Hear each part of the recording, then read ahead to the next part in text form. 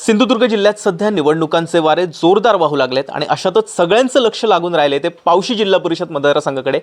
कारणही असंच आहे, कारण दोन दिग्गज उमेदवार या मतदारसंघातून निवडणुकीच्या रिंगणात उतरलेत। महायुतीचे अधिकृत उमेदवार दादा सैल आपल्यासोबत आहेत। दादा, काय सांगाल?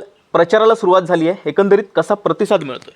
नक्कीच महायुतीच्या माध्यमातून शिवसेना, भाजप, राष्ट्रवादी काँग्रेस पक्षाच्या वतीने सन्माननीय माजी मुख्यमंत्री, आमच्या सिंधुदुर्गाचे लाडके खासदार नारायणरावजी राणेसाहेब, पालकमंत्री नितेशजी राणेसाहेब, सन्माननीय आमदार निलेशजी राणेसाहेब आणि महायुतीचे सर्वच नेते मंडळी यांच्या विश्वासावर पावशी जिल्हा परिषदमधून मी ही निवडणूक लढवत आहे आणि विकासाचं वेगळं विजन घेऊन या ठिकाणी मी निवडणूक रिंगणात उतरलेला आहे।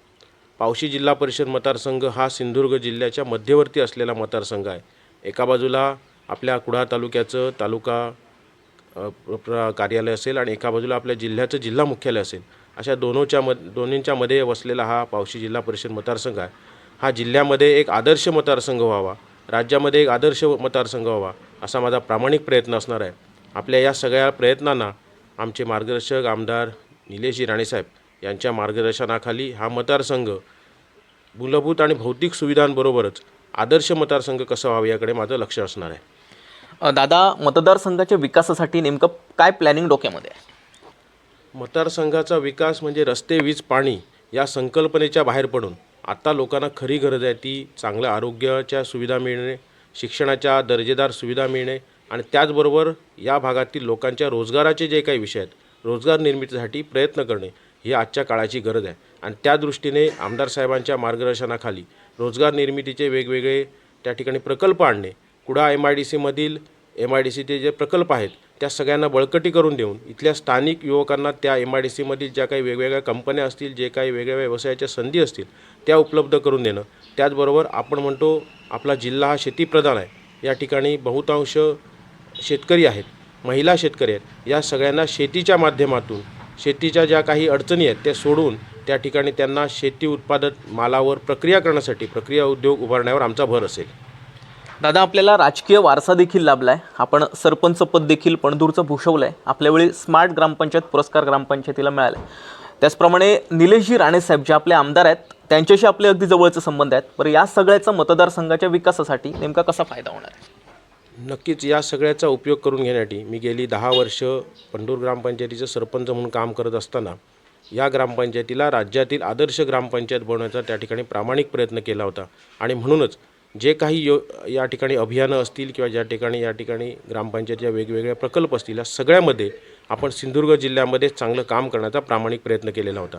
आणि म्हणूनच स्मार्ट ग्रामसारखं एक महत्त्वाचं असलेलं अभियान आम्ही यशस्वीरित्या पूर्ण केलं आणि यामध्ये संपूर्ण सिंधुदुर्ग जिल्ह्यामध्ये प्रथम क्रमांक मिळवून त्या ठिकाणी 50 लाखाचं बक्षीस देखील मिळालं आहे। त्याबरोबर वेगवेगळ्या जे अभियान आहेत सगळ्या अभियानांमध्ये आम्ही अतिशय चांगलं काम केलेलं आहे आणि या सगळ्याच्या माध्यमातून गावाचा सर्वांगीण मूलभूत आणि भौतिक विकास करण्याचा प्रयत्न त्यावेळी सन्माननीय निलेशजी राणेसाहेब हे खासदार होते आणि मी त्यावेळी सरपंच असताना त्यांच्या मार्गदर्शनाखाली देखील काम केले आणि सगळ्याचा उपयोग आता माझ्या जिल्हा परिषद मतदारसंघासाठी करून घेण्याचा माझा प्रयत्न असणार आहे। तर दादा, मतदारसंघाचे काय मूलभूत प्रश्न आहेत आणि ते सोडवण्यासाठी कसा प्रयत्न असणार आहे?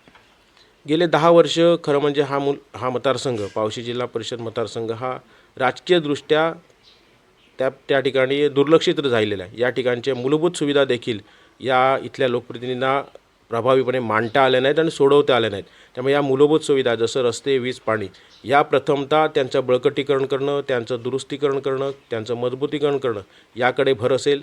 त्याचबरोबर या ठिकाणच्या आरोग्याच्या सुविधा बळकट करण्यासाठी लागून असलेलं मेडिकल कॉलेज असेल, SSPM मेडिकल कॉलेज असेल, या सगळ्यांशी जोडून इथली प्राथमिक आरोग्य केंद्र व्यवस्थितरित्या करणं, त्यांच्यासाठी नवीन इमारती, मूलभूत सुविधा, अद्ययावत त्या ठिकाणी असलेले रुग्णांसाठी असलेले ऑपरेशन थिएटरसारखी यंत्रणा आणणं आणि त्याचबरोबर शिक्षणाच्या सुविधा या ठिकाणी दोन्ही बाजूंनी दर्जेदार शिक्षण देणारी मेडिकल कॉलेज आहेत, त्याचबरोबर इंजिनिअरिंग कॉलेज आहेत, फार्मसीसारखी कॉलेज आहेत, सगळ्या प्रकारच्या शिक्षणाच्या सुविधा उपलब्ध आहेत। तरी देखील आपण कुठेतरी प्राथमिक शिक्षणाच्या बाबतीत मागे पडतो आहे। त्यामुळे प्राथमिक शिक्षणाचा त्या ठिकाणी दर्जा वाढवण्यासाठी, त्याचबरोबर त्या ठिकाणी विद्यार्थ्यांना शाळेत आल्यानंतर एक सुखकारक वातावरण वाढण्यासाठी त्यातल्या इमारती असतील, तिथल्या मूलभूत सुविधा असतील, या बळकटीकरणाकडे आमचा भर असेल। दादा, अगदी शेवटचा प्रश्न आहे, मतदारसंघातील जनतेला नेमकं काय आवाहन कराल? मतदारसंघातील जनतेला हेच आवाहन करेल की कोणत्याही प्रकारच्या राजकीय स्वार्थाला, मला फक्त जिल्हा परिषद सदस्य व्हायचं आहे, या राजकीय स्वार्थाला बळी न पडता जो लोकप्रतिनिधी लोकांच्या पाठीशी ठाम उभा राहील, जो लोकप्रतिनिधी लोकांचे प्रश्न सभागृहात मांडून त्या ठिकाणी सोडवण्याचा प्रामाणिक प्रयत्न करेल आणि ज्या लोकप्रतिनिधीच्या मागे आमदार, खासदार, पालकमंत्री आणि सर्व जे काही वरिष्ठ नेते मंडळी आहेत, लोकप्रतिनिधी आहेत, त्यांची ताकद ज्याच्या मागे असेल अशा उमेदवाराला आपण निवडून दिलं पाहिजे. ज्या उमेदवाराकडे स्वतःची फक्त आर्थिक ताकद असेल, त्याच्या मागे कोणती प्रशासकीय त्याच्याकडे काम करण्याची कुवत नसेल, तर अशा प्रकारच्या उमेदवाराला निवडून देताना आपण 3 वेळा विचार केला पाहिजे.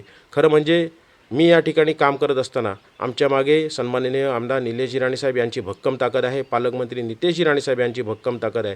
त्याचप्रमाणे आमचे मार्गदर्शक गुरु सन्माननीय राणेसाहेब यांची देखील आमच्या मागे भक्कम ताकद उभी आहे आणि या ताकदीच्या जेवावर आम्ही गेली 10 वर्षे या ठिकाणी राजकारणात आणि समाजकारणात सक्रिय होतो. राणेसाहेब नेहमी म्हणतात, आपण राजकारण आणि समाजकारण यामध्ये अंतर ठेवलं पाहिजे. खरं म्हणजे शिवसेनेचा मूलमंत्रच आहे की 80% समाजकारण आणि 20% राजकारण. त्याच धर्तीवर या ठिकाणी या मतदारसंघामध्ये चांगलं काम करून लोकांच्या उपयोगी पडून या मतदारसंघाचे मूलभूत प्रश्न जिल्हा परिषदेच्या माध्यमातून सोडवण्याचा माझा प्रामाणिक प्रयत्न असेल. धन्यवाद दादा आपला वेळ आम्हाला दिल्यासाठी. धन्यवाद. तर या ठिकाणी मतदारसंघातील प्रश्न, जो मूलभूत जे प्रश्न आहेत तो सोडवण्यासाठी जो कॅपेबल उमेदवार आहे त्यालाच मतदान करावं असं आवाहन जे आहे ते दादा साहेल महायुतीचे उमेदवार आहे त्यांनी केलं आहे. चिन्मय खुगळे, सिंधुदर्पण, पणदूर.